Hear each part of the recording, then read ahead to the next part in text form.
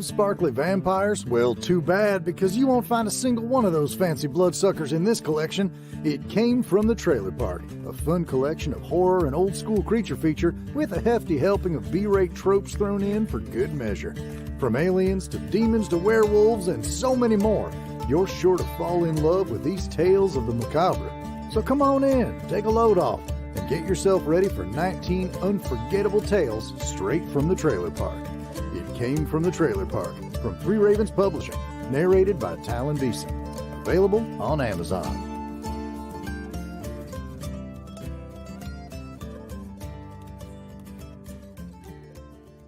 There is a thin wall between our world and that of the Fae. The passions and emotions stirred by violence and combat bleed over, and the supernatural often awakes from long slumber to meddle in mortal affairs. There have always been those among us willing to meet the supernatural threat. They are the men and women of Joint Task Force 13. They hold the line between heaven and hell. JTF 13, from Three Ravens Publishing. Available on Amazon.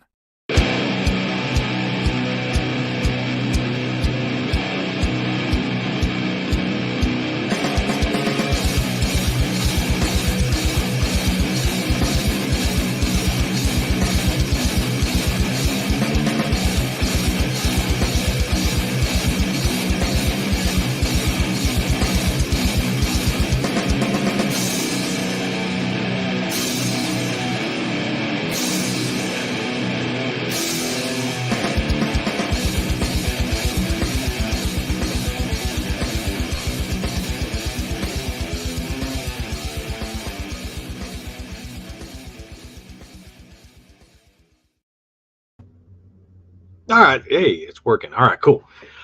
So today for my little lunchtime spiel, I figured since there's been so many people asking me about how to do ferments and mead and things like that, I'd just kind of throw out some of the basics. For the most part on fermenting with drinks, I mean, you got beers, wines, and meads. That's your primaries. And anything after that is a distillate. Beer is the fermentation of grains. Wine is a fermentation of fruits, and mead is a fermentation of honey. And one of the most recent questions I had actually come from Maya was, what do you do with the sediment at the bottom? Well, any home brew is going to have a little bit of this unless you let it clarify, and time is your friend, unless you use sulfates or something like that.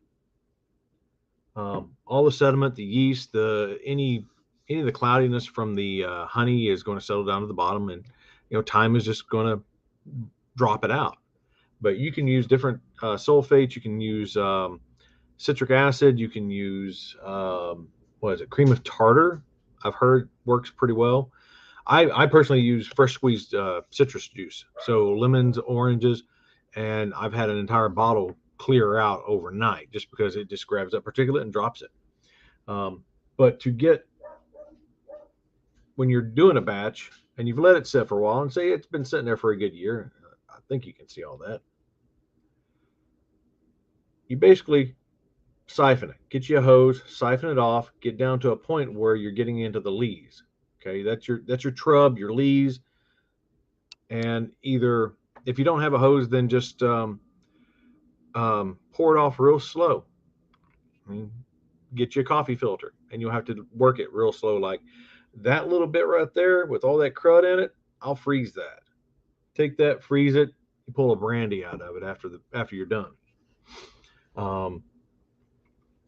And the basics for getting started on doing mead is stupid simple. So I got my jug. This one's actually a special batch I got running for Steve Jackson. He's going to be down at Nerdy Graw, and he was partial to raspberry, so I figured I'd make him a batch of raspberry since I'm going down there. You can see bits and pieces of the fruit still floating around. Got a beautiful color to it. There's the yeast in the bottom. This one's just about done. It should be about 20 proof because of the champagne yeast that I use. And you don't need anything fancy to get started. Really, take an empty milk jug, a balloon, and a rubber band. That's all you need on equipment. My standard sack mead is 4 pounds of honey per gallon. So you pour 4 pounds of honey into a glass jar or a milk jug, top it off to the shoulder. And when I say shoulder, I mean that part of the bottle or jug with water, and put in your yeast. Now that's a basic sack mead. If you're going to do fruit and stuff like that, you can play with it, adjust, take away some honey, add a little bit of fruit. I usually go pound for pound, half pound for half pound. It just makes it easier on the ratios. Experiment, have fun. 4 pounds of honey doesn't cost you too much. Now, when you go to the store, try not to get the honey bear stuff because it's most of it's been cut with like corn sugar, so it's not the same. The Kirkland's brand at Costco, I get in the 5 gallon or 5 pound jugs. Those work really well. It's still good honey. It's still got the pollen and things like that. It hasn't been filtered so much to where it doesn't register as honey anymore. And it's a lot cheaper than going and buying local honey. As much as I love local honey, it's expensive as all get out when you're experimenting. When you've got a batch that you really like, then yes, especially if it's something like an orange blossom where you can pull those flavors from the citrus on it.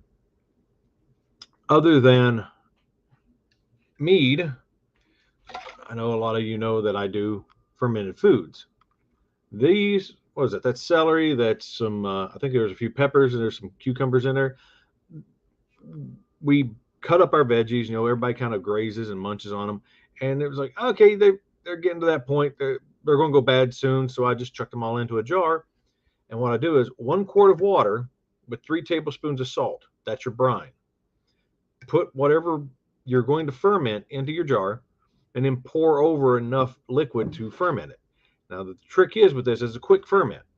I make quick kraut like that. I'll take, cabbage and all that, or even a coleslaw mix. If we've got one that we've been eating as a salad and it's just, okay, it's getting kind of old, chuck it into a jar. Take your brine from the other jar, pour it in to where you're covering, and then once a day, make sure it's sealed, shake it up real good, bleed off the pressure, and then just leave it like that. And in about a week, it's going to start to sour, and you're going to get that soured flavor that you usually have with krauts and kimchis and stuff like that. It's stupid simple. It's a way to make veggies last a little bit longer that are going to go bad on you anyways. Unless you got chickens or pigs or something, you can toss it out there for the compost too. But it's a quick, easy way of making things last a little bit better. And you get something interesting for, add-ons. It's you add it on like, just on the side, just a bite of this or that. I mean, it's like a chutney. But you can do basically any kind of vegetable. We've done broccoli. We've done beans and peas, which were interesting because when you bite into them, they'd fizz because they had all that built up carbonation on the inside of them. Broccoli turns out really good. Carrots don't do so good. Anything it's hard like that doesn't quite work right. Cauliflower turns out pretty good. So, just ways that you can string things out and make them last a little bit longer. I don't know if I got any comments here. I've got a couple people watching, so that's cool.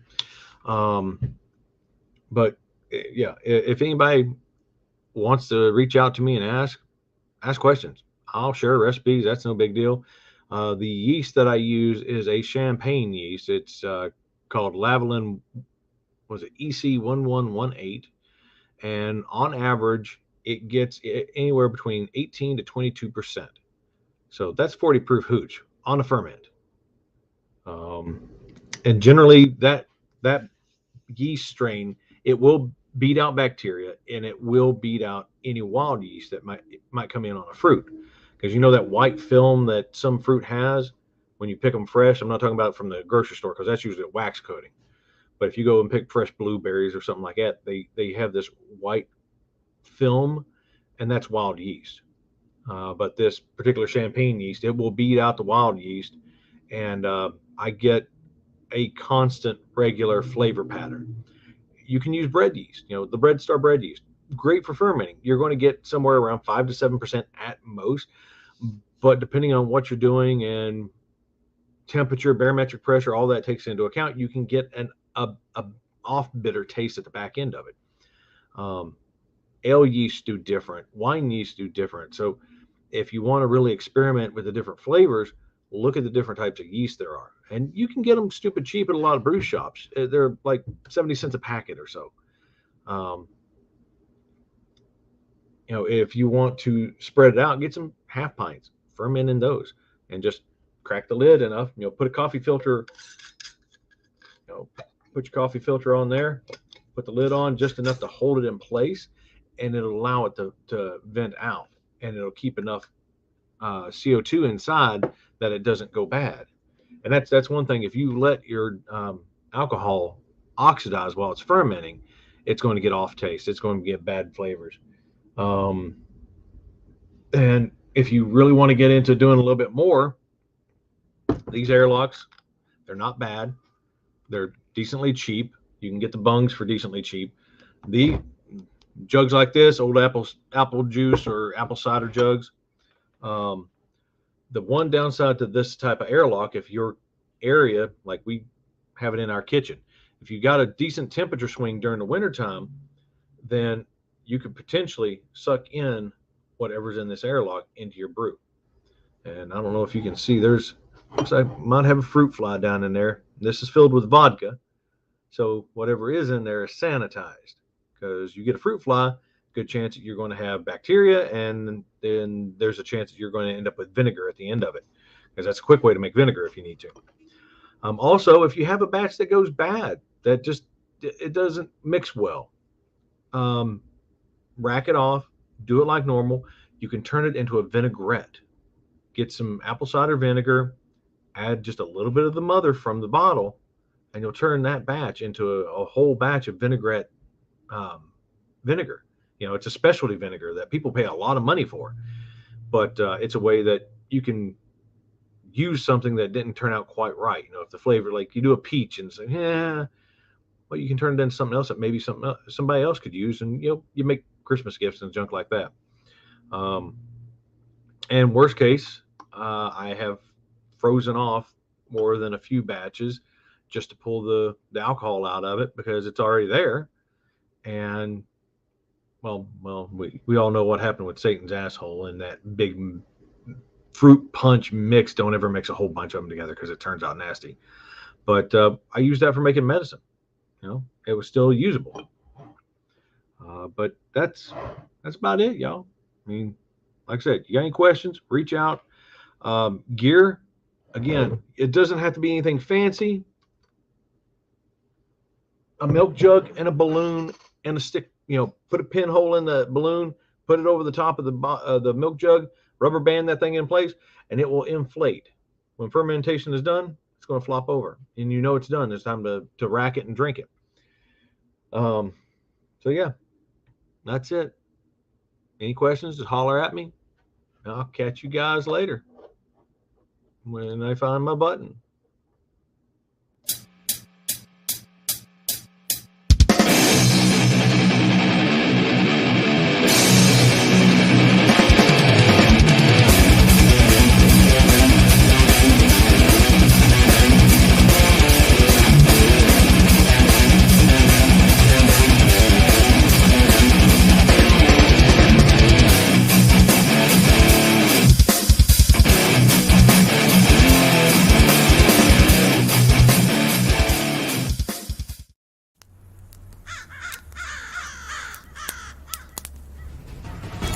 War, the only constant in the ever-changing landscape of Ram. For millennia, the dwarves of the Southlands have battled against their ancient foes, the Sallowskins, who occupy the nation of Garthon Tor to the north. When a massive horde invades, the irascible bard Omens prepares to flee the Golden Keep, content to let others do the fighting. Through a cruel twist of fate, he is forced to accompany Princess Medin in a diplomatic mission to summon aid. Can they get help in time and save the Golden Keep? From the world of the Raven and the Crow, discover the adventure that awaits in The Dwarves of Ram, Omens of War. Written by Michael K. Falciani, narrated by Harry Frost. Available from Three Ravens Publishing on Amazon.